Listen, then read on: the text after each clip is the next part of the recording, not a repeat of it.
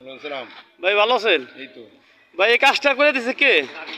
এটা কয়েকদিন ধরে আমার ওরা বলছে, বিশেষ করে আমার যেমন সাইদুল আছে, কাউসার আছে, হ্যাঁ। আলিম, এরা সবাই যে ভাই এটার কিছু একটা করা করা যায় কিনা। হুম হুম হুম তারপরে আমরা তো এটা এই উপজেলা দৌড়াদৌড়ি করতেছি সরকারিভাবে যে এইটা একটু সময় লেগে যাইব।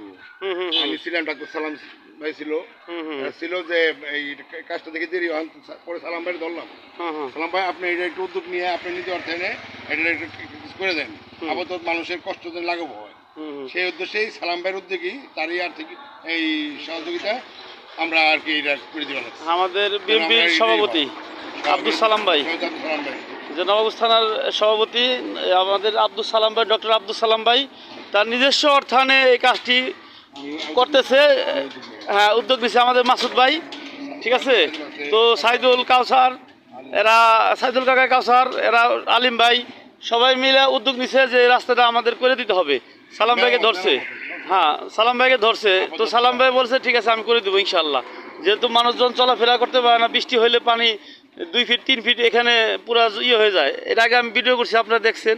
হ্যাঁ, তো মানুষের চলাফেরা করার জন্যই এই উদ্যোগটা নেওয়া হয়েছে। তো ভাই এই মহৎ উদ্যোগটা যে নিছে তাকে ভাই ধন্যবাদ। আর